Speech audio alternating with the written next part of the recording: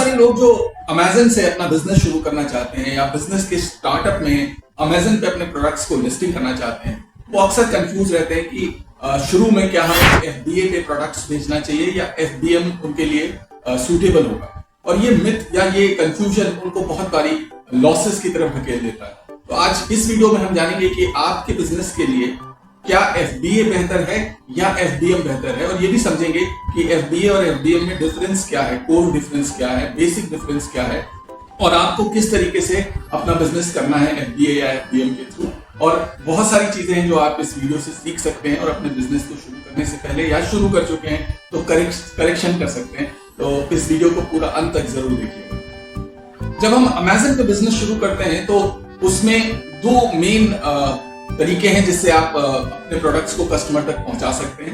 एक है एफबीए और दूसरा है FBM.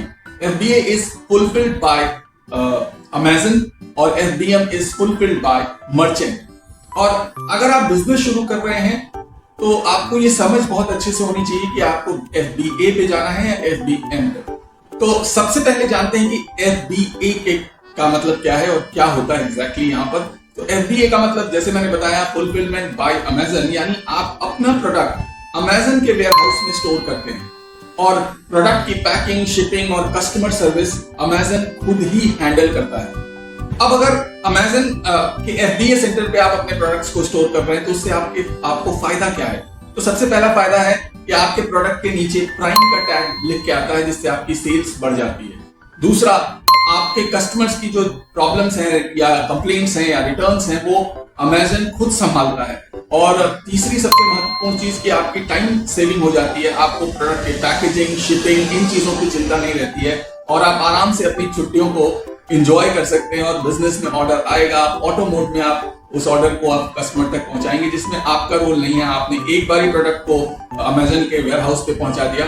Now it's their responsibility to fulfil the order, right. तो एफबीए में प्राइमरली ये दो तीन आपको बेनिफिट्स मिलते हैं।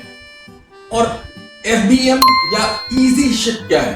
तो जब जो एफबीएम है वो उसको बोलते हैं फुलफिल्ड बाय मर्चेंट या इजी शिप भी इसको हम बोलते हैं।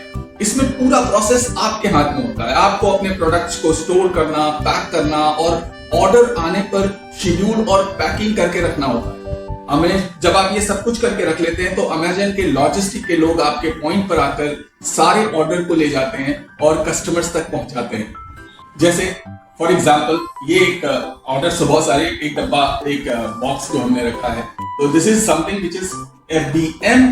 तो ये एफबीएम प्रोडक्ट है जिसको शिप करने के लिए रखा है। अभी थोड़ी देर में पिकअप पर्सन आएगा और इसको पिकअप करके जाएगा और हम इसको उस पिकअप पर्सन को दे देंगे और वो उसको कस्टमर तक अमेजन के लॉजिस्टिक के थ्रू पहुंचाएगा, राइट। इसको हटाओ।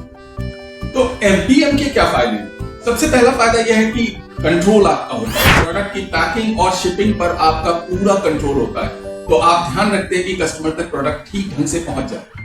दूसरा फायदा है कॉस्ट इफेक्टिव। अगर आपके पास अपना वेयरहाउस है तो ये तरीका काफी सस्ता पड़ता है।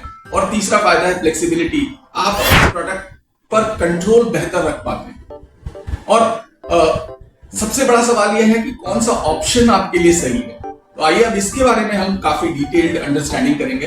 तो आप इसको अगर समझ लेंगे तो आपको ये पता होगा कि आपको क्या स्टेप्स लेने हैं अगर आप बिजनेस में एंटर करना चाहते हैं। तो जरूर देखिए इस वीडियो को कंप्लीट एंड तक। आपके बिजनेस के साइज और स्केल पर आप एक स्मॉल या मीडियम लेवल के सेलर हैं तो एफबीए आपके लिए एक बढ़िया ऑप्शन हो सकता है। एफबीए का सबसे बड़ा फायदा यह है कि ये आपको वेयरहाउसिंग, पैकिंग और शिपिंग जैसे कामों से एकदम रिलीव कर देता है। आपको एकदम उन कामों पे फोकस नहीं करना है। और उनके पास, अमेजन के पास एक पूरा थॉरो नेटवर्क है जो पूरे भारत में, पूरे इंडिया में बहुत फास्ट डिलीवरी करने में मतलब they are master into it. और इससे आपका जो समय बचता है वो अपना टाइम आप रिसोर्सेज और टाइम अपने प्रोडक्ट रिसर्च, बिजनेस एक्सपेंशन या और दूसरे कामों में लगा सकते हैं। एफबीए में अमेजन की ब्रांडिंग कस्टमर के सामने होती है क्योंकि सारे पैकेजिंग और शिपिंग और जो भी चीजें हैं उन सब पर अमेजन का ही लेबल लगा होता है। इससे कस्टमर एक्सपीरियंस तो बहुत अच्छा हो जाता है लेकिन आपका ब्रांड कहीं थोड़ा सा पीछे रह जाता है। FBM में आप अपनी ब्रांडिंग को हाईलाइट कर सकते हैं, जैसे आप कस्टम पैकेजिंग करते हैं, थैंक यू नोट्स डालते हैं, या आपकी जो टेप है वो भी आप अपने ब्रांड का लगाते हैं जो पैकेजिंग करते हैं। बहुत सारी चीजें हैं जो आप खुद से अपने आप को ब्रांडिंग में कस्टमर तक पहुंचा सकते हैं। और तो इन्वेस्टमेंट वर्सेस प्रॉफिट्स एक सबसे बड़ा फैक्टर है हमारे बिजनेस में। तो FBA में अगर आपको अमेज़न के warehousing, packing, shipping, customer service की फीस देनी होती है, और ये फीस जो है वो आपके प्रोडक्ट के साइज, आपके प्रोडक्ट के वेट और स्टोरेज के टाइम के आधार पर बदलती रहती है। और अगर आपका प्रोडक्ट अमेज़न वेयर हाउस में ज्यादा समय तक रह जाता है, बहुत दिनों तक रहता है, तो आपको लॉन्ग टर्म स्टोरेज फीस भी चुकानी पड़ती है। इसलिए FBA में जब आप प्रोडक्ट रखते हैं तो आपके पास हाई मार्जिन प्रोडक्ट्स का होना और हाई सेलिंग का प्रोडक्ट होना ज्यादा जरूरी है, जो ज्यादा कम समय तक स्टोरेज में रहे, ज्यादा तेजी से बिके और उसमें आपको प्रॉफिट मार्जिन भी ज्यादा हो। और जो जब आप FBM में आते हैं तो आपके शिपिंग, स्टोरेज, शिपिंग तो खैर अमेज़न करता है, लेकिन स्टोरेज और पैकेजिंग आपके हाथ में होता है और आप अपने हिसाब से उसकी प्राइसिंग निर्धारित करते हैं। आपके प्रोडक्ट की पैकेजिंग, स्टोरेज की कॉस्टिंग अगर आप काफी मल्टीपल आइटम्स बेच रहे हैं तो आपके वेयर हाउस में रखने से वो कम हो जाती है।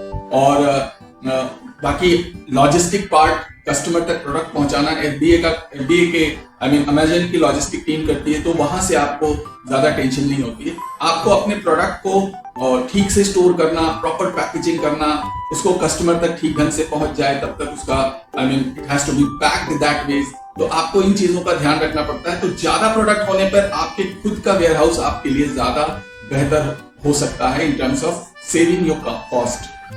एक जो चीज जो बहुत नोटिसेबल चीज होती है वो होती है कि जब आप प्रोडक्ट FBA में रखते हैं तो वहां पर कस्टमर को ऑर्डर, उन प्रोडक्ट्स के ऑर्डर थोड़ा FBM प्रोडक्ट से ज्यादा आते हैं।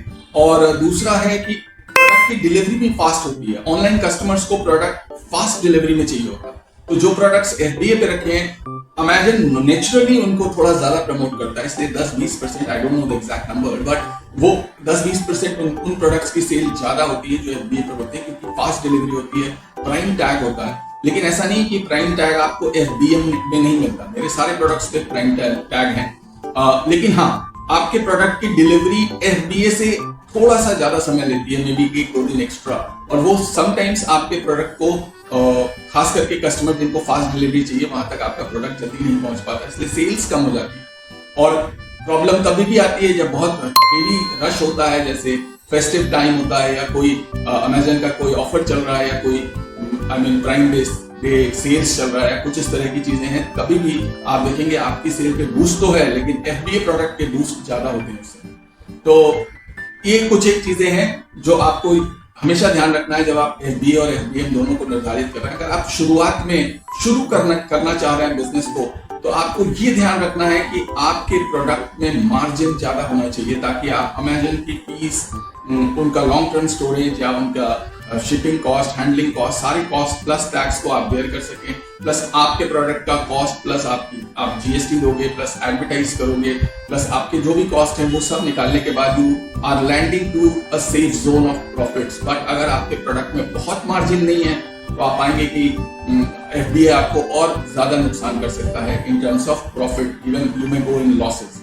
तो आपको ये ध्यान रखना है कि आपको FBA में कब जाना है और FBM में कब जाना है। और ऑफ कोर्स FBA में आपको बेहतर, थोड़ी 10-20% बेहतर सेल्स मिल सकती है, लेकिन बेहतर कंट्रोल आपका FBM के थ्रू रहता है। आपके पास अपने प्रोडक्ट्स हैं, रिटर्न्स हैं, या जो भी चीजें हैं वो आप प्रॉपर मैनेज कर पाते हैं, right.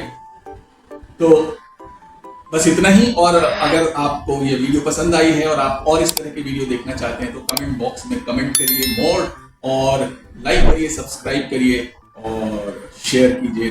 Take care, bye bye.